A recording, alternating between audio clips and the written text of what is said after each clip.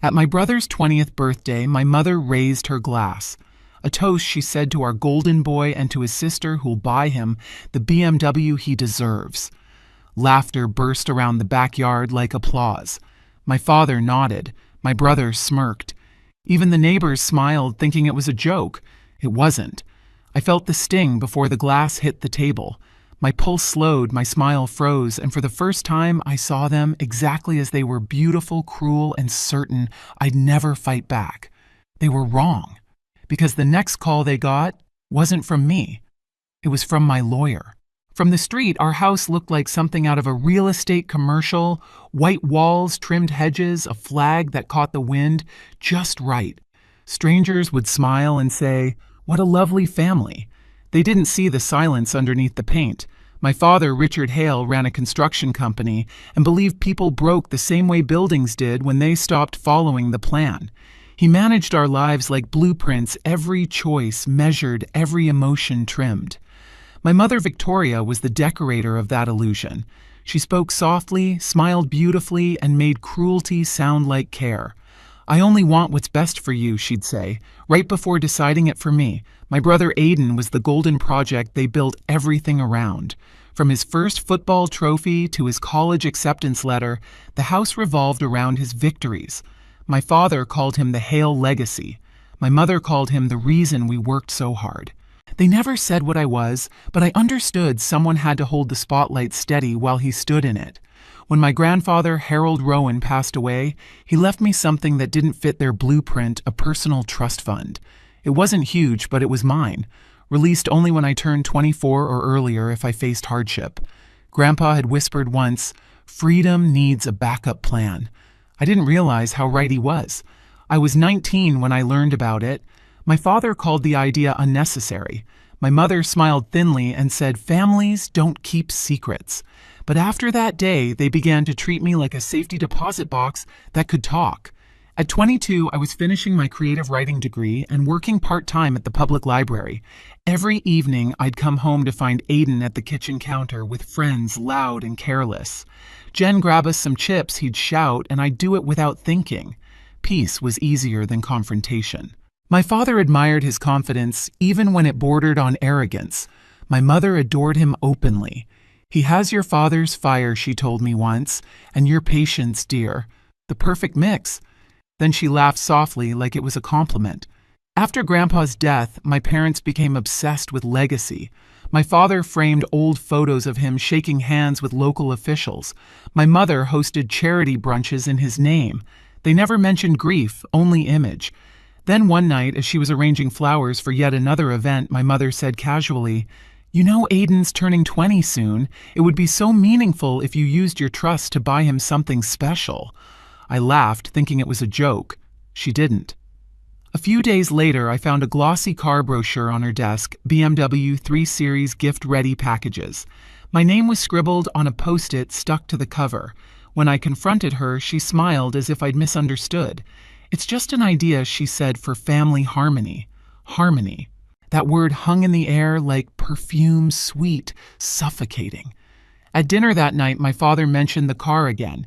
"It's a symbol, Jen. Success should stay in the family." He set his fork down, the sound sharp against the plate. "You'll handle it. That's what responsible daughters do." He didn't raise his voice. He didn't have to. Control in our house never needed shouting, it just needed certainty. Still, I remember my grandfather's voice from years ago, low and certain. "If they ever make you choose between peace and dignity, choose dignity. Peace built on obedience isn't peace. It's a cage." I didn't know it yet, but the door of that cage was about to crack. The night of Aidan's 20th birthday felt staged like a play they'd been rehearsing for months. The backyard was strung with gold lights, the table covered in white linen and champagne flutes.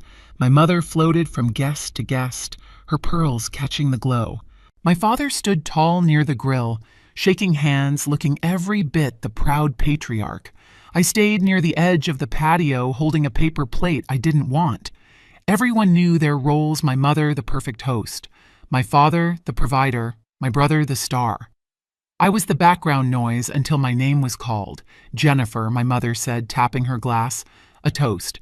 She smiled that stage smile that meant danger. "To our golden boy," she said, "and to his sister who'll buy him the BMW he deserves." For a second, I thought I'd misheard her, but the laughter that followed told me I hadn't. The guests clapped. My father nodded. My brother smirked like it was already his. I could have laughed it off, played along like I always did.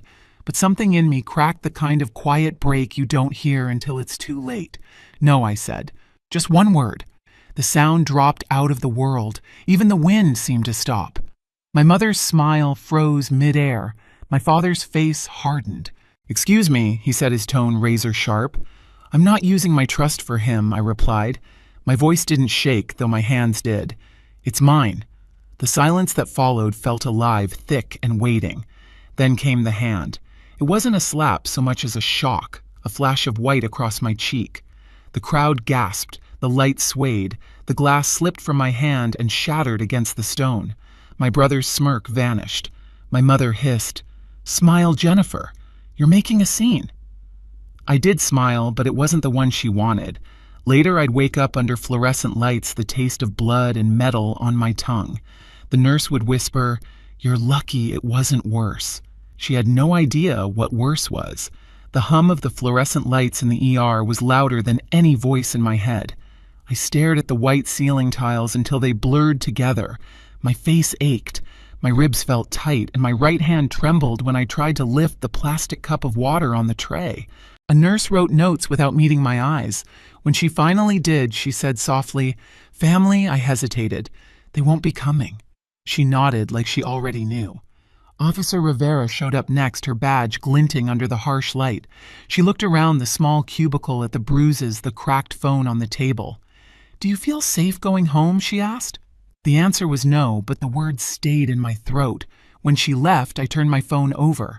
12 missed calls from my mother. A text from Aiden, "You ruined everything." I deleted them one by one. That night, when the nurse wheeled me to the discharge desk, I saw a familiar face waiting, Mrs. Kemp, the elderly librarian I worked with. She looked at me the same way she looked at damaged books, careful not to make me feel broken. "Oh, sweetheart," she said quietly, "you don't have to go back there, you know." I managed a smile or something like it. Where else would I go? She slipped a small card into my hand. "There's help. Legal help. People who know what to do when families cross lines they shouldn't." Later in her car, she drove me to a budget motel near the highway. She didn't ask questions. She just handed me her extra charger, told me to rest, and promised to check in the morning. When she left, the silence felt heavy but clean. For the first time in years, no one was telling me what to do. I opened my laptop. I had copied everything months ago, statements, payments, transfers from my grandfather's trust fund. I didn't even know why I'd done it back then, just a quiet instinct that someday I'd need proof. I scrolled through the files, each line of numbers glowing cold and perfect. My parents had used my trust for vacations, home renovations, and donations that led straight back to my father's business accounts. There it was, evidence of theft wrapped in family loyalty. I remembered Grandpa's voice, raspy but firm. "Freedom needs a backup plan, Jenny. Keep yours safe." I opened a new email and typed a name I hadn't said aloud in years, Rowan and Associates, my grandfather's lawyer. It was past midnight, but I sent everything, the documents, the photos, even the hospital discharge papers. Under the subject line, I wrote, "I think my grandfather expected this." I didn't expect an answer right away, but at 3:17 a.m., my phone lit up. Rowan. "You did the right thing. There's a clause for this hardship. We'll move fast. Don't go home."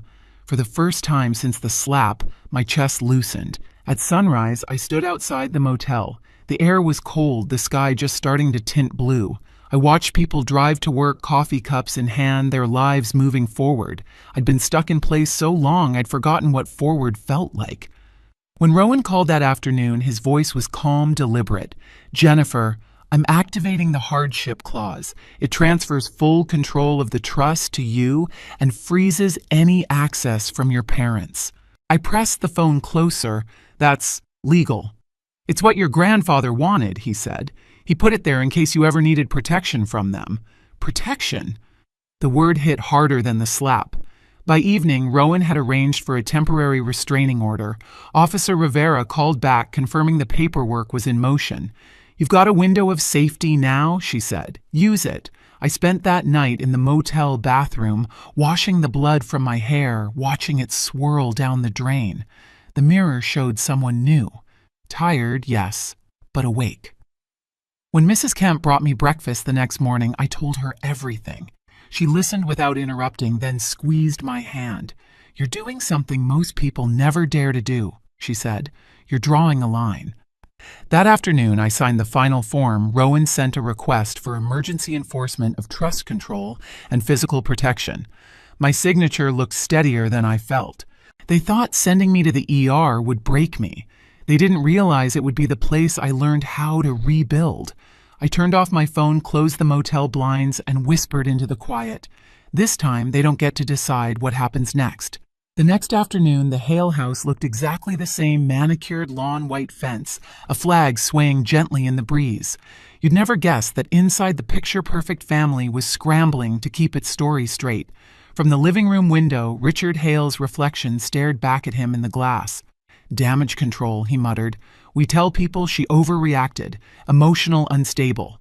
Victoria stood near the fireplace, clutching a tissue she didn't need. "What if someone posts about the party the neighbors saw? Then we deny it." Richard cut in. "Our name is still good in this town." Aidan scrolled through his phone on the couch, jaw tight. "She made us look bad, Dad. She'll come crawling back. She always does." He was wrong, because just then the doorbell rang. Victoria adjusted her sweater, composing herself before opening the door. She froze. Standing there was Jennifer, face calm, hair pulled back, a small folder in her hand. Beside her was a man in a dark gray suit. "Rowan." "Jennifer," her mother said softly, almost rehearsed.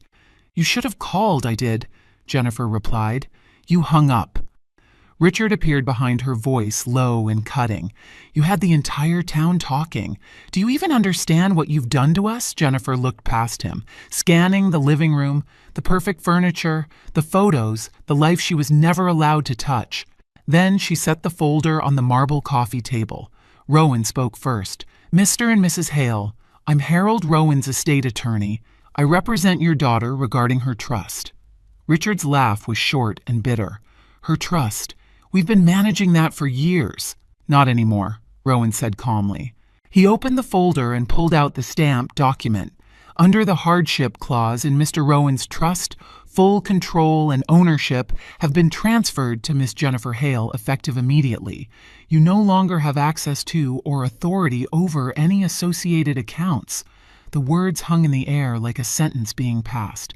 Victoria's hands shook. "You can't just Richard say something." Richard's face flushed deep red. "This is ridiculous. You're manipulating her." Rowan didn't flinch. "All transactions made without her consent are being reviewed by the court.